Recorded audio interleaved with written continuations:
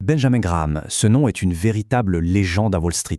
Mais derrière la légende, il y a une histoire fascinante. Celle d'un homme dont la philosophie d'investissement, qui a littéralement tout changé, est née d'un profond traumatisme personnel.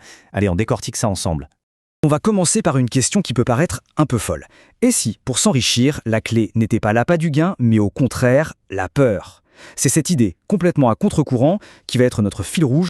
Pour vraiment comprendre Graham, il faut revenir à son enfance. Et là, c'est une véritable descente aux enfers. En l'espace de quelques années à peine, sa famille passe de l'aisance à la misère. Son père meurt, l'entreprise familiale fait faillite, toute sécurité financière disparaît. Cette angoisse de la ruine va le marquer au fer rouge. Et puis, il y a le coup de grâce, l'argent de sa mère, leur tout dernier rempart. Pouf, envolé. Balayé par une panique sur les marchés et une escroquerie pure et simple. Pour le jeune Graham, le risque financier n'est plus un concept abstrait. Ça devient une blessure personnelle, dévastatrice. Pour qu'on se rende bien compte de l'impact, ces 5 000 $ de 1907, ça représenterait aujourd'hui environ 172 000 $. Imaginez voir s'évaporer une telle somme, la seule chose qu'il reste à votre famille. C'est le genre d'événement qui forge une vision du monde. Avance rapide. Graham débarque à Wall Street. On pourrait croire qu'avec son intelligence et ce passé traumatisant, il serait vacciné contre les erreurs. Eh bien, pas du tout. Ses premières années ont été marquées par des leçons apprises à la dure. L'histoire du comte Tassine, par exemple, est terrible. Graham gérait l'argent de son ancien professeur. Le marché plonge, le compte est anéanti. Et Graham, se sentant personnellement responsable, va s'endetter pendant 2 ans pour tout rembourser. Il n'oubliera jamais ce sentiment atroce de perdre l'argent de quelqu'un d'autre. Cette citation, elle est vraiment puissante. Elle nous montre l'homme derrière le mythe. Pas un titan de la finance insensible, mais un jeune homme accablé par le poids de l'échec. Et c'est ce désespoir qui va devenir le moteur de sa quête. Trouver un moyen pour que ça n'arrive plus. Jamais. Et puis, il y a eu l'affaire Savoltir. Ah, celle-là, c'est un classique.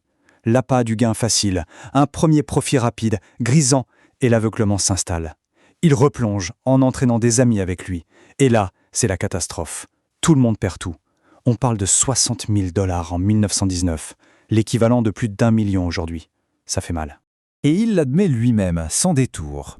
Il savait au fond que c'était une arnaque, mais l'envie de gain rapide, la cupidité, a été plus forte.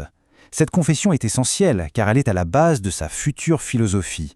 La plus grande menace pour un investisseur, eh bien c'est souvent l'investisseur lui-même. Et voilà la grande leçon qu'il a tirée de cette humiliation. Il a compris qu'il fallait absolument faire la différence entre investir et spéculer. L'investissement, c'est basé sur l'analyse. La spéculation, c'est juste un pari basé sur l'émotion et l'espoir. C'est donc de toutes ces cendres, de ces échecs cuisants, qu'est né son antidote. Ce n'est pas une théorie académique, c'est une stratégie de survie, conçue par quelqu'un qui a regardé la ruine droit dans les yeux. Il l'a appelée l'investissement dans la valeur. En fait, l'idée est d'une simplicité désarmante. Au lieu de suivre la foule et les modes, on fait ses devoirs. On analyse une entreprise pour déterminer ce qu'elle vaut vraiment, sa fameuse valeur intrinsèque, et ensuite on attend patiemment de pouvoir l'acheter avec une grosse réduction. C'est tout simplement faire les soldes, mais à Wall Street. Et au cœur, au centre de toute cette philosophie, il y a le concept clé, la marge de sécurité. C'est le coussin, la zone tampon, entre ce que vaut vraiment une chose et le prix qu'on paye pour l'avoir. C'est cette marge qui nous protège contre nos propres erreurs de jugement, contre les imprévus et contre la folie des marchés. Regardez ce tableau, c'est limpide. Dans les 2 scénarios, l'action coûte 15 $. Mais dans le scénario B, sa valeur réelle est beaucoup plus élevée, ce qui nous donne une marge de sécurité de 50%. C'est précisément cette marge énorme que Graham recherchait. Elle offre non seulement une meilleure protection, mais aussi un potentiel de gain bien plus important. Et si on a encore besoin d'être convaincu de l'importance de ce concept, il suffit d'écouter son élève le plus connu, un certain Warren Buffett. Pour lui, la marge de sécurité, c'est l'un des 2 piliers de l'investissement. Il dit même que c'est la base de tout. Rien que ça. D'accord, mais concrètement, comment on les trouve, ces actions avec une large marge de sécurité? Pour expliquer ça de façon simple, Graham a créé une allégorie absolument géniale, celle de Monsieur le Marché. Imaginez que vous êtes associé dans une affaire avec cet homme, Monsieur le Marché. Le seul problème, c'est qu'il est complètement bipolaire. Chaque jour, il vient vous voir. Parfois, il est euphorique, il voit la vie en rose et veut vous racheter vos parts à un prix exorbitant. D'autres fois, il est en pleine panique. Il est prêt à vous vendre les siennes pour une bouchée de pain. La clé, c'est de comprendre qu'on n'est jamais obligé de traiter avec lui. Du coup, la stratégie devient d'une simplicité enfantine. On utilise les sautes d'humeur de Monsieur le Marché à notre avantage.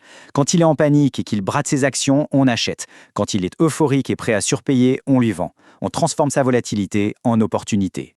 Alors maintenant, passons aux résultats. Parce que cette approche, née de la peur et de l'échec, Ce n'était pas juste une belle idée sur le papier.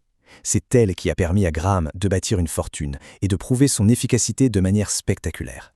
L'exemple ultime, c'est son investissement dans Jayco en 1948. En appliquant son analyse, il a compris que cette petite compagnie d'assurance alors méconnue valait bien plus que son prix sur le marché. Il a donc misé gros, très gros. Et le résultat?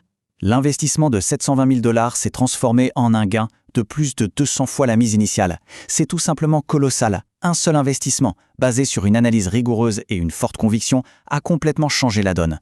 Graham lui-même a reconnu que cet unique investissement avait généré plus de profits que toutes ses autres opérations combinées sur 20 ans. C'est ça la puissance de l'investissement dans la valeur quand on trouve la bonne opportunité avec une marge de sécurité massive. En conclusion, le parcours de Benjamin Graham est une formidable histoire de résilience. Il a pris son traumatisme, sa peur, et au lieu de les subir, il les a transformés en une méthode rationnelle. Un bouclier qui ne visait pas seulement à éviter la perte, mais à construire patiemment un patrimoine. Et ça nous laisse avec une dernière question. Face à l'euphorie et à la panique constante des marchés d'aujourd'hui, le principe de la marge de sécurité peut être plus pertinent que jamais. Au fond, qu'est-ce qui constitue notre propre rempart contre l'erreur et l'imprévu ?